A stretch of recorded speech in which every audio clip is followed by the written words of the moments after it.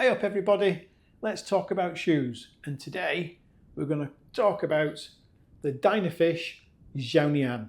And apologies to any Mandarin speaker if I pronounce that wrong. I have been practicing how to say it, but as a Yorkshireman some English words are difficult for me to say, so if I have pronounced that wrong I am really sorry.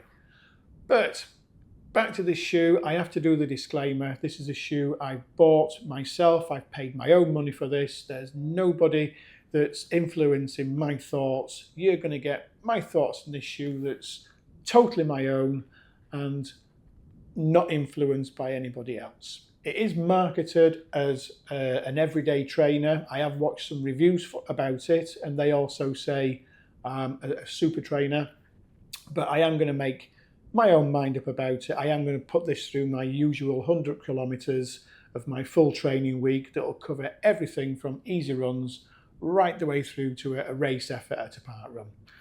So as a super trainer, let's start with what I'm going to compare it against, and I'm going to be comparing it against what I believe to be the best super trainer ever, and that's the Adidas Evo SL, which so many people will agree that this is the best super unplated trainer that you can buy at the moment. It's super lightweight, it's responsive, you can do easy runs, you can do your up-tempo runs.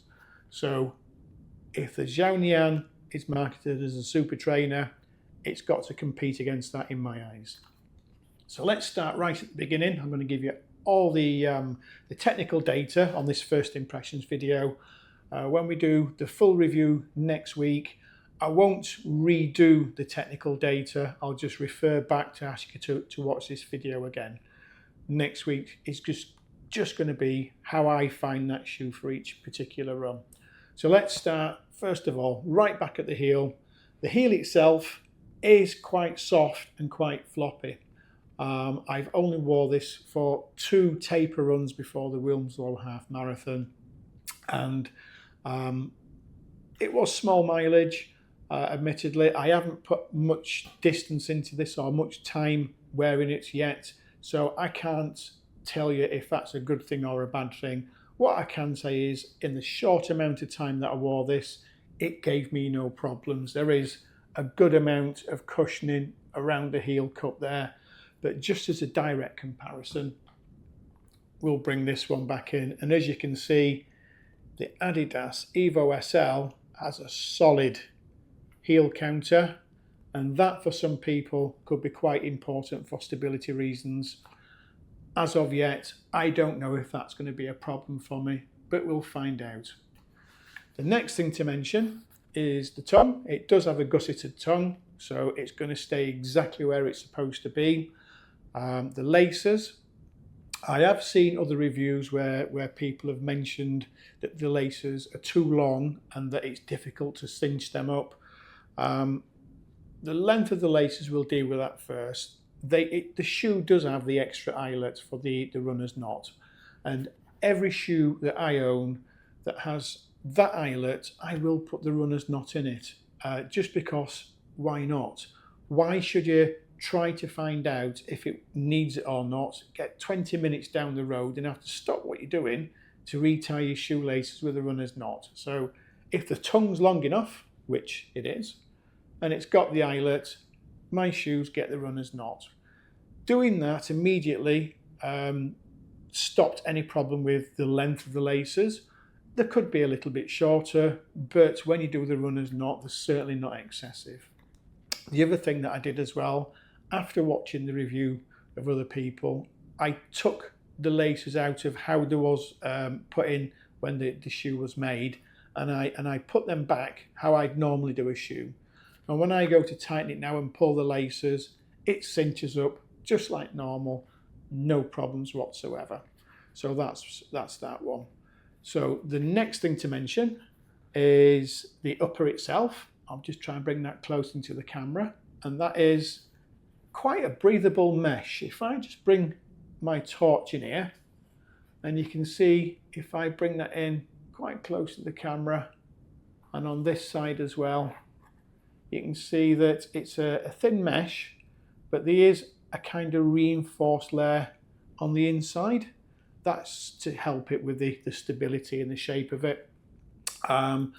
Again, I've only had a couple of taper runs in it, so the true test will be the 100 km week that I'm going to put in it, but so far the breathability, no problems. The actual outsole, let's go down to that. That's a CPU outsole rubber. It has got little ribs or bumps on it, whatever you want to describe it, for a bit of grip. And in the middle, you can see a big piece of exposed midsole.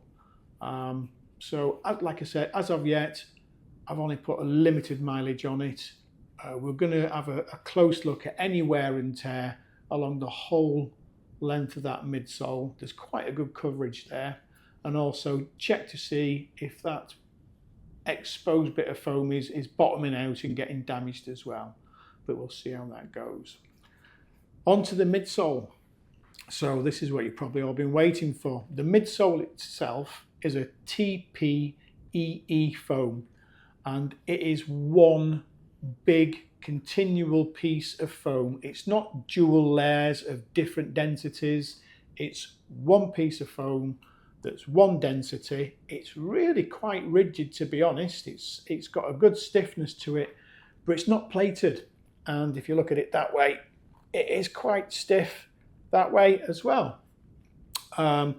The stack height, we do have 41mm at the back and 34 at the front, and that gives us a 7mm heel to toe drop. And also, it's difficult to see there. Let's see if we can do this on the table. It's got quite an early, let's move that back, quite an early aggressive rocker as well, which did feel quite fun on those initial miles I did. And you can see that there's quite an aggressive rocker there. Let's just compare that directly against the Evo SL. And if I just put these nose to nose, you should be able to see there's quite a difference. The Evo SL is much flatter, and the rocker is a little bit further forward than what we're getting on this Xiaonian. Also worth a mention is where the rocker starts. If you look here, that's probably going to be where a lot of people will be hoping to land, from here back to here. And there's a huge chunk of absorbing midsole there. If you are a heel striker, it has got the little counter rocker at the back to help you transition forward. Cost-wise, here's where this gets really good. So this shoe cost £112.99. Also cost on top of that £5.30 shipping, which was a total of £118.29. I don't know what the equivalent dollars is for that.